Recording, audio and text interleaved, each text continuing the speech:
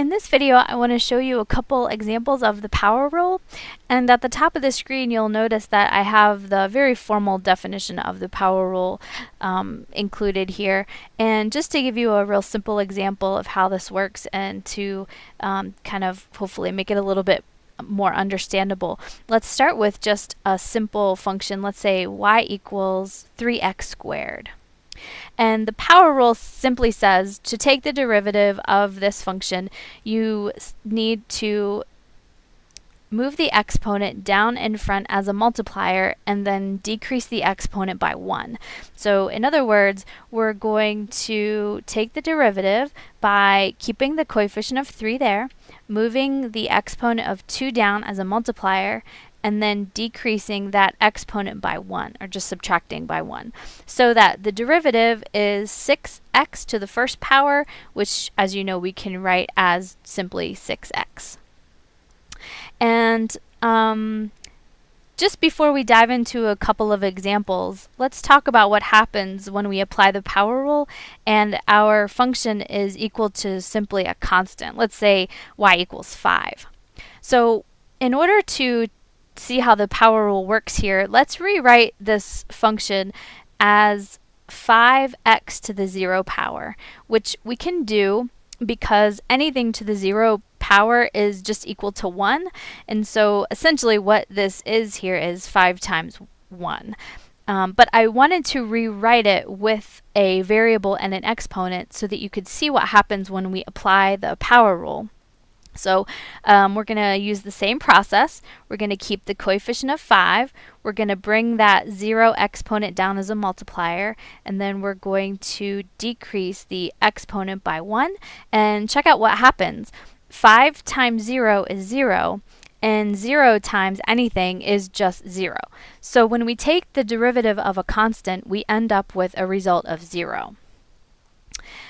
So let's go ahead and move on to this first example here, where I ask you to find the derivative of the function y equals x to the third power minus 11x squared plus 35x plus 4. And we can apply the power rule here because we have a string of terms separated by addition or subtraction, which is also known as a polynomial. And so, in other words, we can use the power rule when our function looks like just one term or a string of terms put together with addition and subtraction. And what we're going to do is simply apply the power rule to each of these individual terms. So I hate to bring back bad memories, but I just want to go back in time for a second and address the idea that before we knew about the power rule, in order to find the derivative of this function, we would have had to apply the difference quotient, which would look like this. I took a few minutes and just kind of wrote this monster out.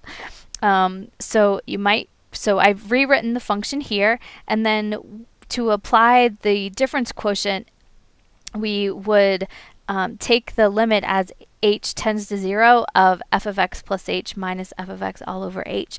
And it, as you know, is a very long, tedious process that requires a lot of time, effort, and paper. And we eventually ended up with a derivative of 3x squared minus 22x plus 25. Now, using the power rule is kind of a shortcut because we're going to see how we can find the derivative of this function much quicker with much less paper and less frustration. And we're going to do this one term at a time. So the derivative of this guy is, we're going to start with the first term of x to the third power. We're going to bring the 3 down as a multiplier and then decrease that exponent by 1. And then moving on to the second term, we're going to keep the coefficient of negative 11, bring the exponent down in front, and then decrease that exponent by 1. For the third term, we're going to keep the coefficient of 35, and just recall that 35x is the same as 35x to the first power. So we're going to bring that 1 exponent down in front as a multiplier and then decrease that power by 1. And then we already talked about how the derivative of a constant is just 0, But if you want to kind of write things out as you're learning the power rule, it's not a bad idea. So I'm going to remember, look at this as 4x to the 0 power, which means we will keep the coefficient of 4, bring that 0 down in front as a multiplier, and then decrease that exponent by 1. And as we simplify this, our derivative comes through as 3x to the second power minus 22x plus 35 times 1 is 35, and as we just discussed, x to the 0 power is just equal to 1. So that essentially is 35 times 1, which is just 35. And then for the final term, we have 4 times 0, which is 0, times anything is just going to be 0. So that final term of 4 ends up giving us a derivative of 0. So plus 0, or we can just leave that off altogether. So we arrived at the derivative of 3x squared minus 22x plus 35 in just a matter of seconds with the power rule, which is pretty cool. So for the second example, I want to show you that we can apply the power rule even if our function looks a little bit funky. And this is how we do that. So we have the function here, y equals negative 12 over the fourth root of x. And I can rewrite this as one single term by bringing that radical up to the numerator and rewriting it in terms of an exponent instead of a radical. So just to review how we do that. If you have the radical of the fourth root of x, which is the same as the fourth root of x to the first power, we can rewrite this as an exponential by taking the power and writing it over the root. So it looks like x to the 1 over fourth power. And just a goofy way that I sometimes like to remember this is remember the Power Rangers. P and R is what you want to remember. The P is the power and the R is the root, and sometimes that just helps people remember that we put the power over the root.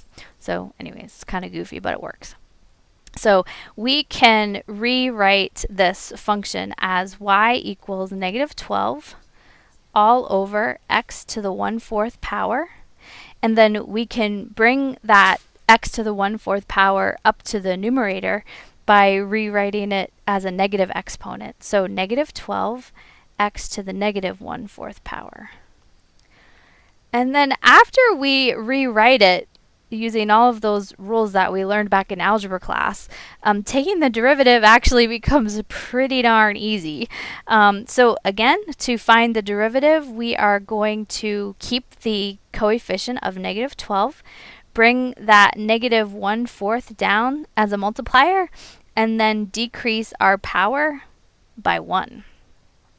And so we get a positive 3 and x to the negative 5/4 power, which you can calculate that with your graphing calculator, or going back to probably pre-algebra or third grade, we just need to get common denominators to subtract with fractions. So negative 1/4 minus 1 becomes negative 1/4 minus 4 over 4.